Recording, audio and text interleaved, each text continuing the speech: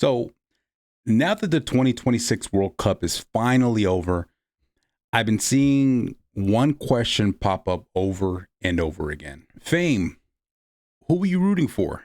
Now, if you've been watching football your entire life, maybe your answer was easy. Maybe you just picked the better team. Maybe you picked your favorite player. Maybe you picked whoever wasn't England, because apparently that's become a yearly tradition. But for me, this wasn't just about football. This was bigger than 90 minutes. When the final came down to Spain versus Argentina, I found myself thinking about something that had absolutely nothing to do with tactics or formation. I started thinking about history, culture, identity, progress. And believe it or not, that's exactly why I ended up rooting for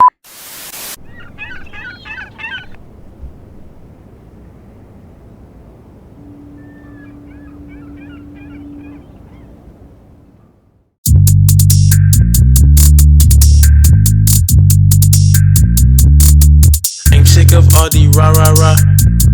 I'm not finna slide if your block hot. Big rock band, he's a shooter. Heard him talking about the hacks, no computer. Perfect. Yeah, I got fame. Yeah, I got fame.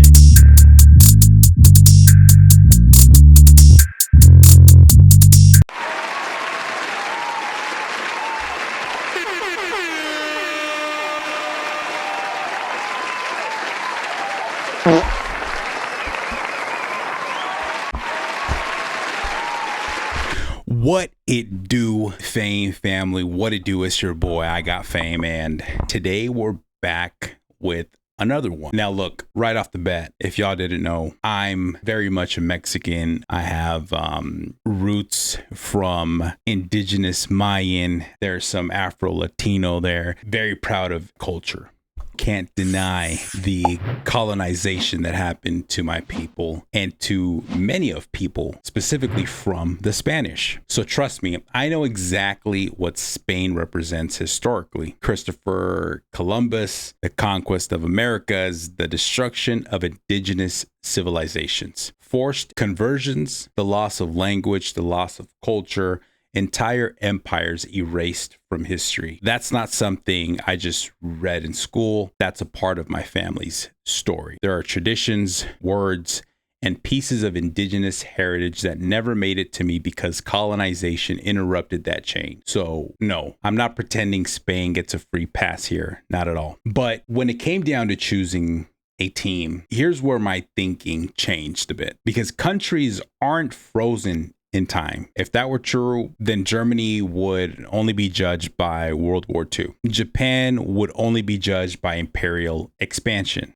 Nobody gets to move forward, but history matters, and also growth matters. When I look at modern Spain, I see a country that went from empire to dictatorship to democracy. Is it perfect? Not by a long shot. Does racism still exist? Absolutely. But they've shown they're willing to evolve, and that's an important thing to highlight. Then there's Argentina. Now, before anybody twists my words, I'm not saying Argentinians are all racist. So let's get that out the way. Now, historically, they've had one of the most racist histories in modern times. And I'm talking about documented history. Argentina spent decades promoting European immigration while indigenous and Afro-Argentine communities slowly disappeared from the country's identity. Historians even have a name for it: the whitening of Argentina. That's real history, not just some back and forth arguments you see on Facebook or on Twitter. This is actual history. And honestly, I probably wouldn't have even been talking about it if certain things during the World Cup hadn't brought those conversations right back to the surface. And I probably wouldn't even be talking about this if these two teams hadn't met. But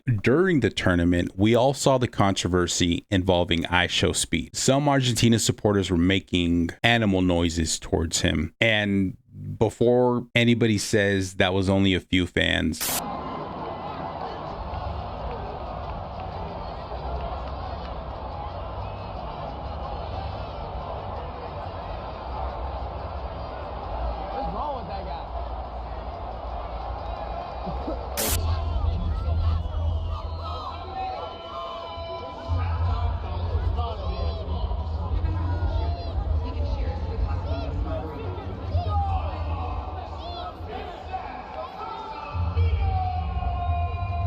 FIFA is investigating an incident in which racist comments appeared to be shouted at popular streamer iShowSpeed during the World Cup match between Argentina and Cape Verde. Speed was live streaming the game and was heard asking a fan in an Argentina jersey what was being said toward him. The fan in Spanish appeared to be telling Speed, who is black, to go cry to the zoo. FIFA released a statement saying it strongly condemns racism, hate, and discrimination in all forms. Messages sent to Speed and publicists seeking comment were not immediately returned, but users online came to his defense. Last week, the FIFA Pro Players Union also said that more must be done to protect footballers from racist abuse at the World Cup. The union said in a statement that players are suffering from a growing pattern of abuse on social media and in person. The union didn't give specific examples, but they asked soccer authorities, public officials, and private institutions to increase their efforts, as monitoring and reporting alone cannot change behavior or prevent harm, which aligns with what some people say they want to see for those on the field. And okay, also a handful of people don't represent an entire country, but here's my issue. When those moments happen, how people respond matters. Do you condemn it or do you defend it because your team is winning? Football is supposed to unite people, not remind people why racism still exists. Then there was the football or soccer. Spain played beautiful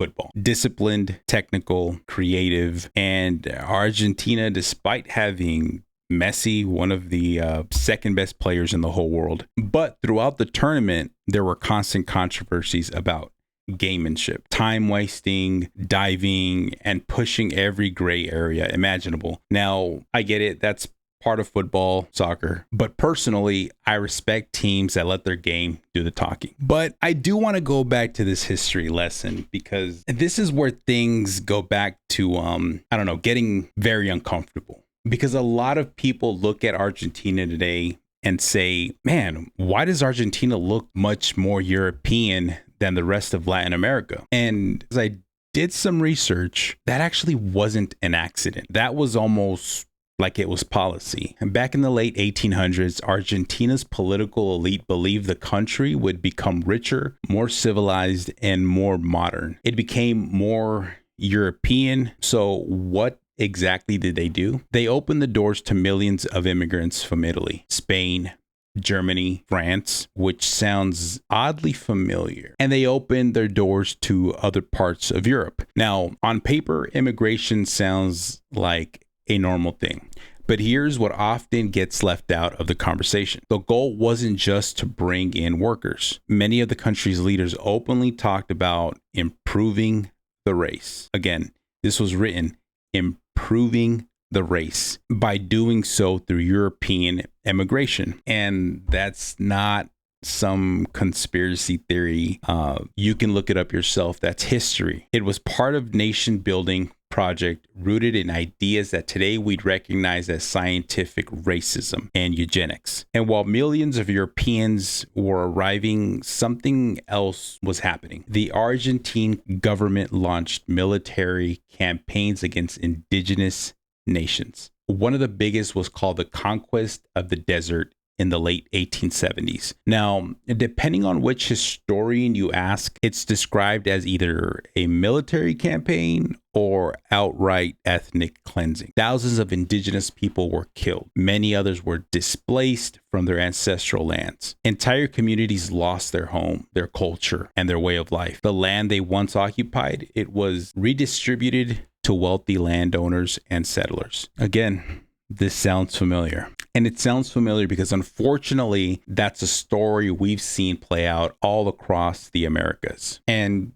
when it comes to Argentina, there's this other chapter people rarely talk about, and that's slavery. Something that here in the United States we're very, very, very versed on, unfortunately. Now, Argentina didn't rely on slavery the same way Brazil or the United States did. But make no mistake, African slaves were brought to Argentina during the Spanish colonial period. By the late 1700s, historians estimate that around 1/3 of Buenos Aires' population had African ancestry, whether enslaved or free. Think about that for a second. 1 out of every 3 people. So naturally, the next question becomes, where did they all go? Well, there's one simple answer. Some died fighting in Argentina's wars of independence. Many died during disease outbreaks like the yellow fever epidemic of 1871. Generations intermarried with the broader population, and over time, government census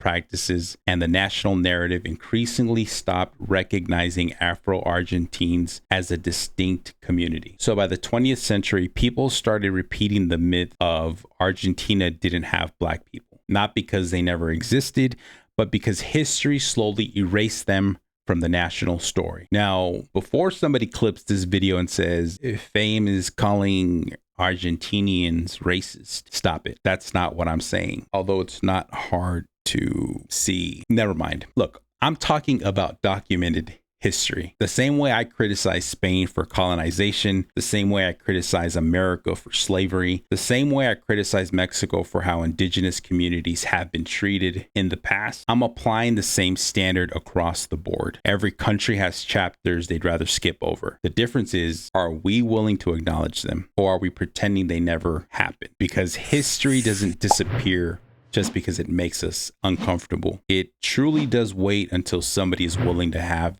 this conversation. So in a way, I'm glad these two teams met, because it gave me an opportunity to make a decision on who I wanted to support. And it made me go back and really do some research. So I really did have plans to make this a very long and informative historical video, but I'm trying not to be long-winded these days. And I feel as if I give you all a bit of history in a shorter form video, that it becomes a bit more palatable. So I only gave you the cliff notes of Argentina's history. I do really advise that everybody goes and does a little bit more research, because Argentina had a very thriving Afro-Argentine community, and I'm hoping that that community can grow again as people start looking at change and moving away from all of this racism that we still have in this world. So who did I support? Spain. Not because Spain has a clean past. They don't. Not at all. I mean, if these two teams didn't meet, I would definitely not be rooting for Spain or England. But I rooted for Spain because when I looked at both countries, I asked myself one question: which country looks like it's trying harder to move forward instead of staying trapped by old ideas? And for me, the answer was Spain. Simple as that. Also, their soccer game was a bit better. And maybe that's really what this video is about. Every country has skeletons: America, Mexico, Spain, Argentina, England, France. You pick one. Nobody has clean hands. The real question is, what are you doing today? Are you learning, growing, acknowledging your past, trying to be better? Because if we're only going to judge countries by their worst chapter, then none of us are making it out alive. And also, I'm from a country that is still treating its black and brown community very awful. So those are my thoughts, Fame family. And now I want to hear yours. Do you separate football from history, or did a country's culture influence who you wanted to see lift that trophy at the end? Now, go ahead and drop your thoughts in the comments below, and let's just try keeping this conversation respectful, because the conversation is definitely bigger than football, soccer. Now, if you enjoyed this video, don't forget to like, subscribe, and join the Fame family. But until next time, peace and love.